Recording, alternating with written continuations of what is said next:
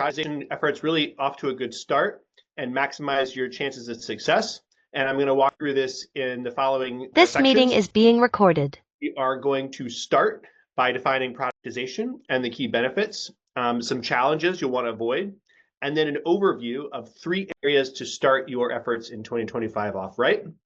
And in the second part, I'll dive into each of those 3 areas to give you some really tactical guidance on how you can put those in place at your organization. So let's dive in, and we'll first introduce Vecteris. So as a bit of background, Vecteris has been on a journey for many years now of helping B2B professional services organizations productize their offering. And we've written 3 books. As our lead author, Aisha Armstrong, and founder, has authored these books with a few of us as well. And as you can see, we started with Productize and followed that up really by, that's now just crossed 15,000 copies, which is really exciting. And then Fearless, we follow that up with Fearless, which is our second book that dives into the cultural and change management challenge of productization. And then we just released our 3rd book this past fall, Commercialize. And if you hadn't picked up a copy of these books, I hope you'll head over to Amazon to do so. And but you don't have to buy the book to get started. We have a free toolkit available for download that has several of the resources I'll be introducing today. So you can follow that QR code down at the bottom right to get access, or head to our website, and we have some additional book tools there as well. So now let's start in on the definition of this coined word, productization. What does it mean to productize? So we define productize as the transformation of a service, usually delivered one-to-one or bespoke, offering to a scalable offering, which is replicable and delivered one-to-many, often involving a degree of organizational transformation to support a product-friendly business model. So that is how we define it. And you notice we emphasized a few key areas. You're really transforming a service, meaning that you weren't tech native in the past. And so this is a transformation, hence the eyes part of the word. And you're offering something more scalable. And at the end of the day, you aren't just transforming the offering, but the organization will have to undergo some change. And as much as bringing a new offering to market is often a new business model as well. So which is really why we talk a lot about in the Commercialize book. So let's give you a visual representation of the potential pathway to productization. This is one of the foundational things we like to start with, talking to many of our customers. And so what we see often is organizations that we work usually are starting off very much in the customized services. And here it is bespoke, one-to-one. Often you've got a statement of work that's between you and the client, and you're building specifically what that client needs. As organizations look to move up this ladder to really take advantage of some of the benefits, one of the first places that they usually start is in productizing those services. And that could mean that they are packaging them to be easily replicable, to create efficiencies by tech enabling them, to deliver them better. And usually you're really just packaging what you are already doing and the things that you have experience with, make them repeatable, make them more standard. Sometimes here you can change the business model as well to turn it into recurring revenue. So that's usually the first step in the ladder, and some people stop there and are very successful in doing that. But as they move up, they'll often find they could do things like reports or benchmarks and products that are really off the shelf that you can deliver one time quickly. Sometimes it's workshops, things like that you can really sell as products. And then you move into the products as a service, where you start to really build in more of the recurring revenue models, further tech enable the offerings, and stay engaged with those customers to really drive a longer term customer value and the longer term relationships. So sometimes those are data as a service, sometimes those are product as a service, sometimes building communities. We've seen organizations do that. And as they do that and move up the ladder, we really see organizations see more and more of the benefits of scaling and higher margins, more predictable revenue, and really driving higher valuations because the market really values that recurring, predictable revenue and predictable cash flow coming in. And often organizations are really doing this for employees as well, and what it's like to work in that organization, because as you productize, it's more predictable. There's less peaks and valleys and stress for the staff of doing something brand new every time. You really can control that quality, train people on doing that repeatable thing, and having a more repeatable pipeline, predictable pipeline. So those are some of the key benefits that we see people realize as they move up some of the pathways and see those benefits of productization. So exciting, right? Many organizations are like, yes, how do we get going? We're committed to productization, and now we want to know what can we do to start 2025 off strong, maximize our chances of success. And we love it. We love to hear organizations ready to go. We do like to caution people, though, sometimes that there is a high failure rate of launching new products. So 40 to 70% of all new products fail annually. And because there's a transformational piece to productization, it's really important to acknowledge that this is not easy. But there are definitely things you can do to increase your chances of success.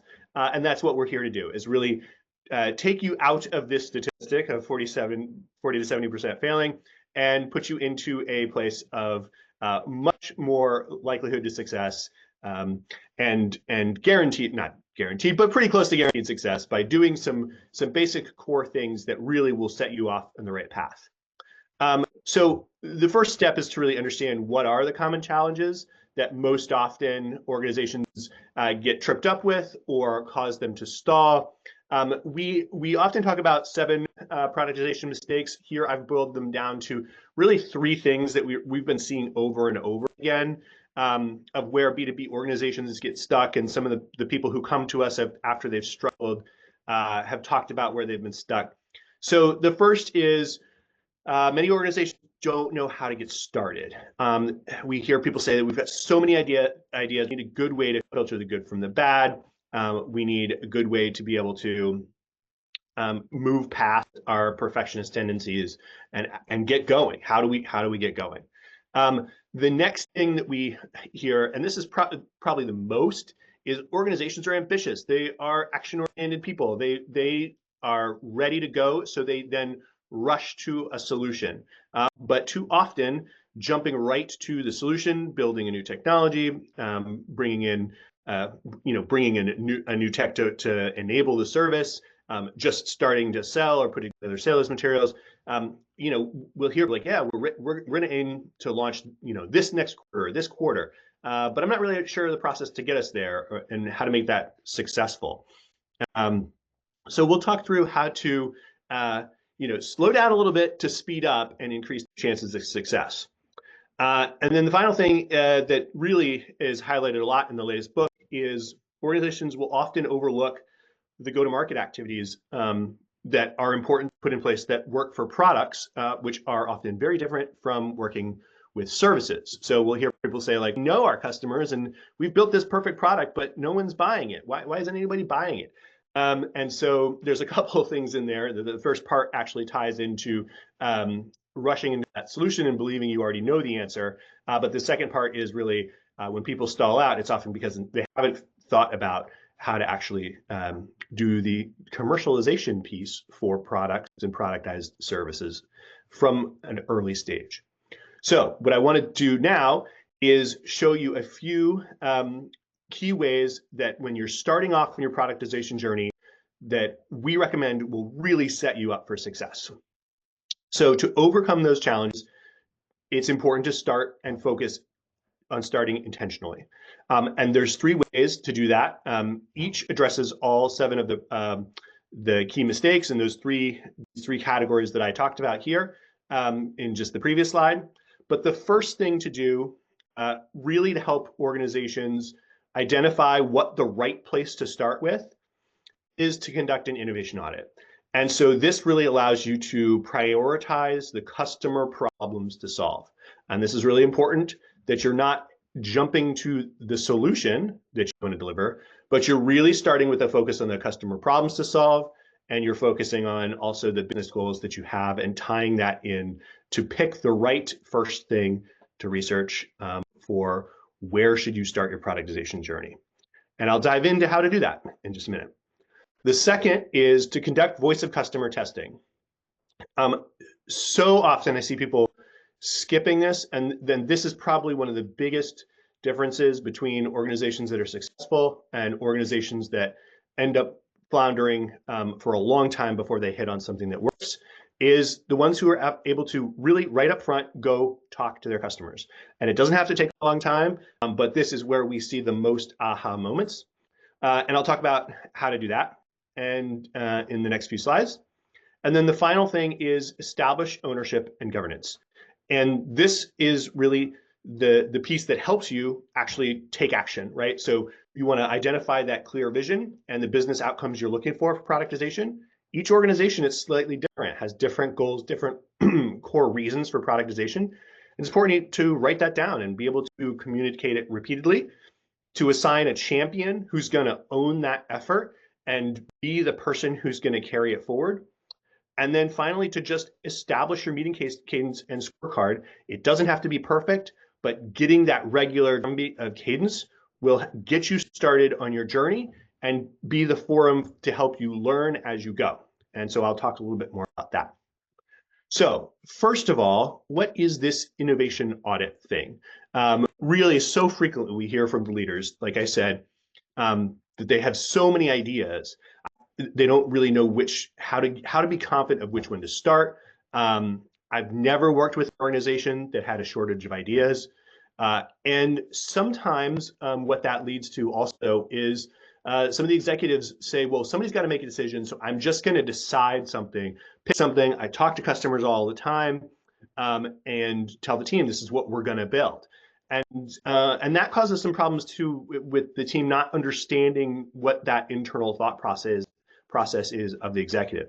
Now, the executive usually has great reasons and has talked to customers, but you sort of introduce yourself to a number of biases, confirmation biases.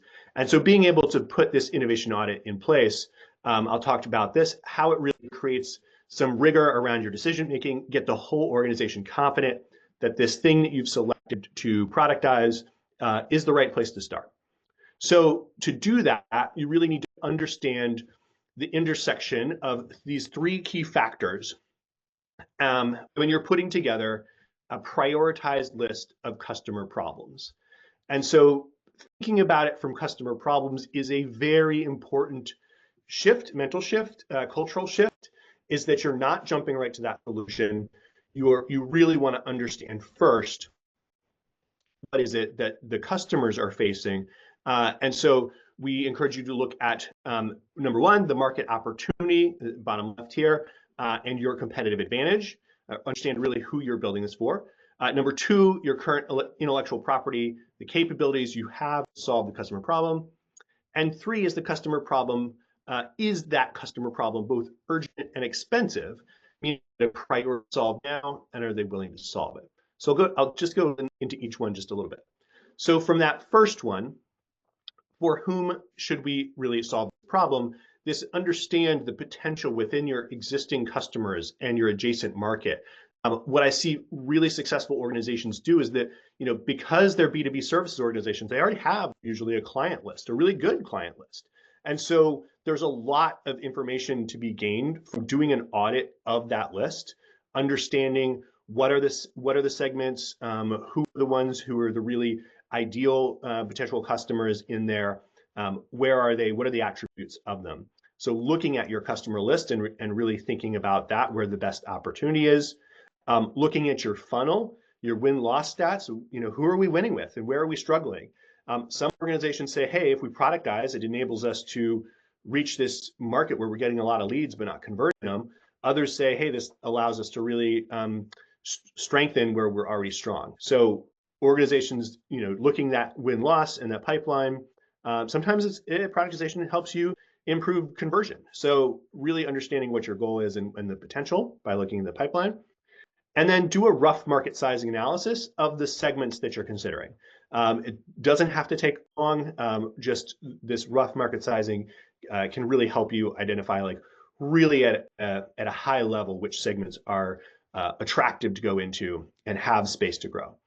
And so often also people will look at their customer list and they'll look at some of the work they've done or the products that they've, the product offerings that they've sold, and see where the commonalities. What, are we delivering this same service package in our statements of work, like almost every project? But we seem to be reinventing the wheel for it. Like, hey, there's a good idea to standardize and package that. So doing that initial kind of audit to understand for whom you should really solve that problem helps you take a look at that market opportunity. Where do you seem to be differentiated in the market? The next is really looking at your IP and capabilities. And so that pulls off of, that understanding of where you're repeating, selling a lot of that work from your analyzing your list.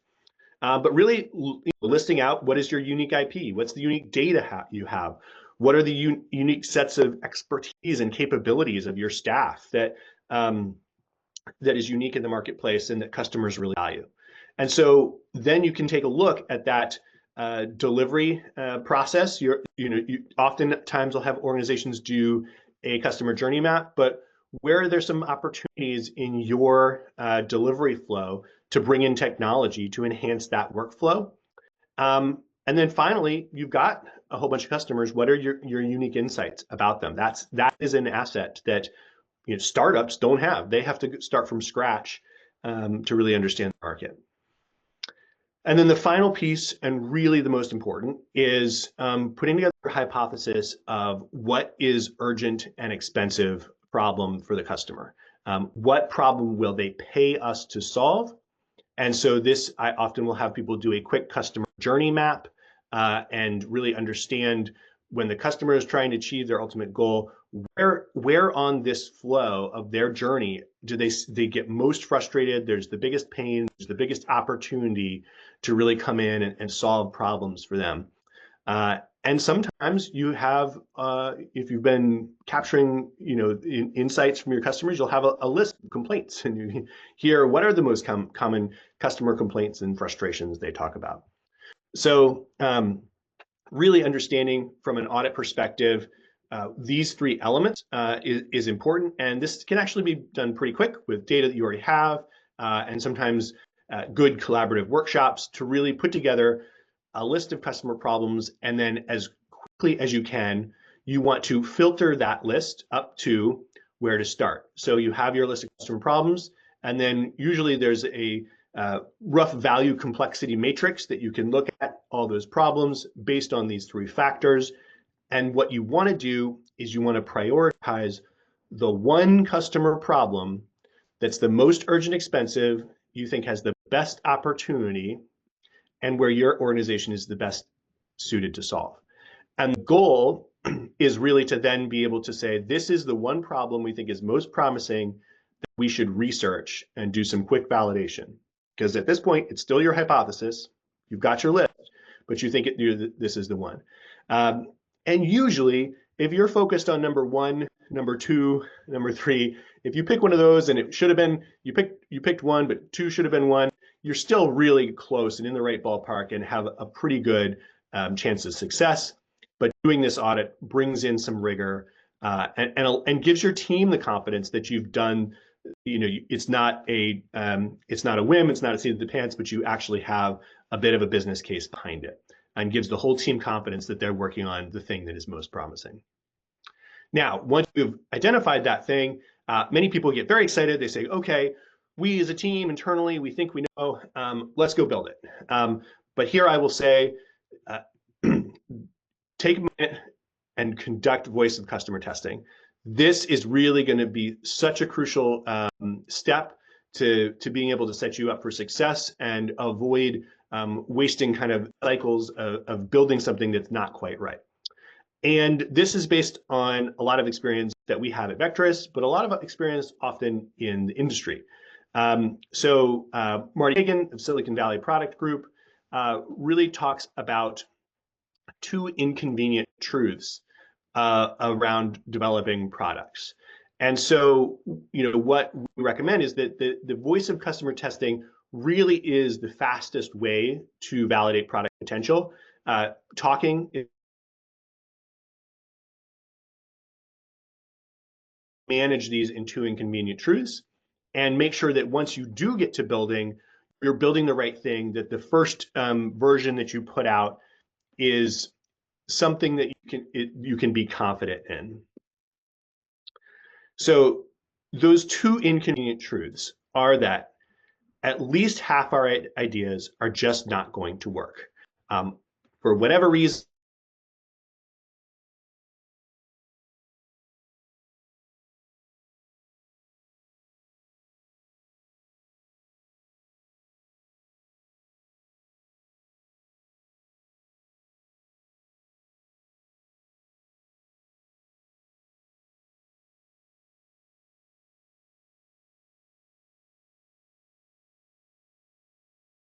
the second piece is it takes several iterations to get to the point where it actually delivers the necessary business value, because you really have to understand some of the nuances of what is going on in those customers to understand how you're going to unlock that business value. And across many people who help organizations bring products to market, there really is no escaping these truths. And we see it over and over again, that really being able to talk to those customers, you bring out many, many insights. So I'll give one example of an organization that we worked with that did this. They had a really cool tech-enabled product. Their customers were building, we're trying to protect critical infrastructure for the nation's grid, right? And customers were paying a ton of money to overbuild because they didn't know how to do it. And they had this solution that they could save customers a ton of money, but really right size to the perfect kind of level of protection, and give organizations a lot of assurance that with their productized service, that they were building exactly the right places, putting the right protections in place to protect that critical infrastructure. Now they came in thinking, well, the biggest thing that the customers are going to want and be excited about is the cost savings that we're going to be able to apply. And said, okay, but fine, we'll talk to customers. You guys think that's important. But they found in talking to customers, the big aha was that the cost savings was nice, but what they really cared about was the level of quality and assurance and real guarantee that now with this productized offering, this service, this tech-enabled service they were putting in place, they had even more confidence that what they were building to protect the infrastructure was right. So the quality and the transparency of how they got there was actually even more important than the cost. And so it really helped them give much better marketing messaging, winning messages when they went out and they actually started recruiting for pilots. So big aha moment, and we see that over and over again when people go to talk to the customers. There's some assumption that they have. There's like, this is what they really care about. The customers say, yeah, that's nice, but hey, this is actually the thing. So really important to talk to your customers. And so there's a pretty basic approach that you take to make sure that this is done well, to remove bias, not just going into confirming what you think you already know, but we recommend a hypothesis-driven testing approach. And it can be pretty quick. You can do it anywhere, usually from 3 to 8 weeks, end-to-end voice of customer testing of one particular market segment. And so the basic principle is define your hypotheses, prepare that test, go out, do interviews. We think the best place to start is direct customer interviews where you're talking and having usually 1 hour Zoom meeting, and then you can analyze that feedback, share and take action. And as you're doing that, there's a huge amount of clarity and focus that happens as you are actually defining and writing down your hypotheses of what is critical for this product offering to work.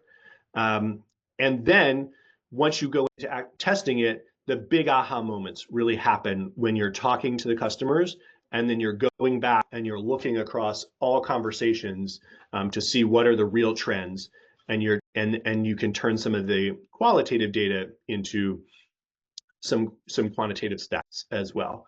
And so it's really exciting, and I think it's an area where organizations can do it faster than they think sometimes. But if you ever get stuck here, Vecteris is always a resource. We do this all the time and are happy to help people through this.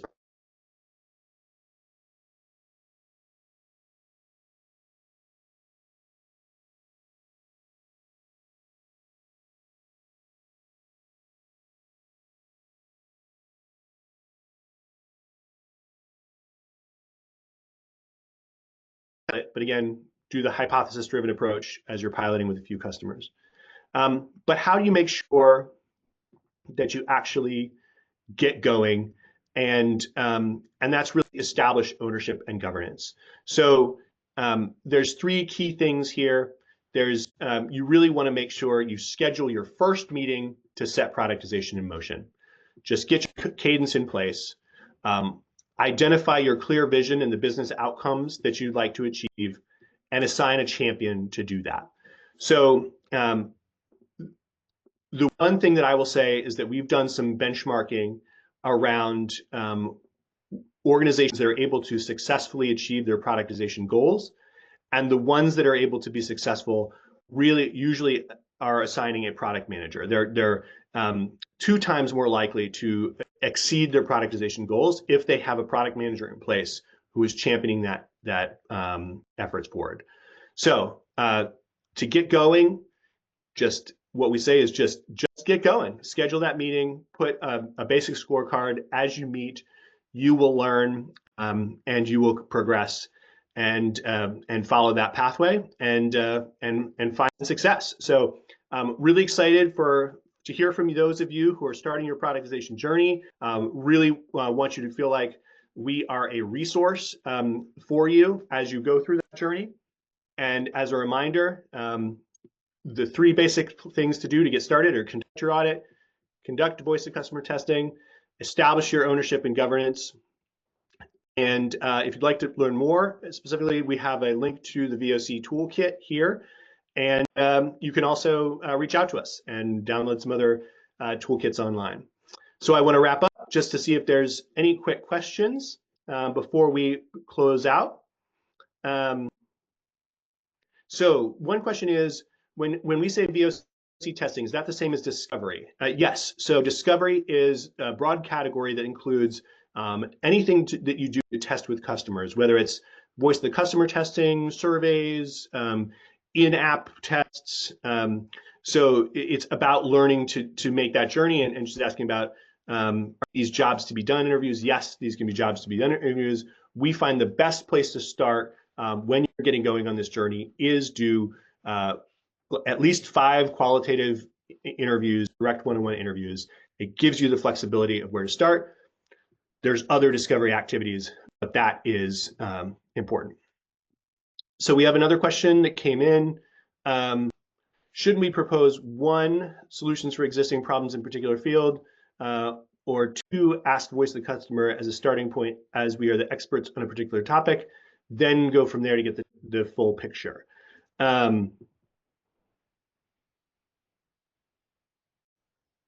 Propose solutions. So I think that, yeah, so I hear this a lot where people say, well, the customer doesn't really know what they want. We have a better insight into that, which is sometimes true, but you won't be able to come up with a really great solution until you really understand that customer problem. And the customers really understand what their problems are and what they want you to solve for them. So if you jump to the solution, what organizations do is they then try to validate that they picked the right solution, and they end up doing a lot of confirmation bias. So the voice of the customer is a starting point of validating your solution. Oftentimes results in people trying to fit that solution to then use that solution, then goes looking for a problem to solve. And it often takes a lot more cycles than if you started by saying, is this really the most important problem that you care about, customer? And then letting yourself dive into the many ideas that you have for solutions. It's a much faster path to success and growth to do it that way. All right, so can a crowdfunding platform through Money Committed be an early validation for product idea? Yeah, absolutely. Crowdfunding platforms are a great way to do discovery. You put something out there. What I will find if you just, again, it's just putting a solution out there though. You could end up going through, statistically, you're probably going to end up going through 9 or 10 different things that you're putting in the crowdfunding platform before you get it right. If you go talk to customers and ask them what their problems are, you're going to cut that in half probably and get a lot quicker to find the right solution that people really care about. Because again, now you know what their problems are, what's urgent and expensive to them. Then you can use your creativity to build that right solution. So maybe you'll get lucky and get it right the first time. Everybody thinks they're going to be that person. I rarely see it. I usually almost always it's the people who actually taken just a couple weeks to go have, it doesn't have to be a lot, maybe 5 conversations with customers, and you get a ton of ahas about really where are they gonna pull, where's the demand that's gonna pull your solution before you just go put solutions out there. All right, well, I hope this has been helpful for you. You're energized, you have some clear steps for how to kick off 2025 right with productization. Please reach out to us if you have any other questions.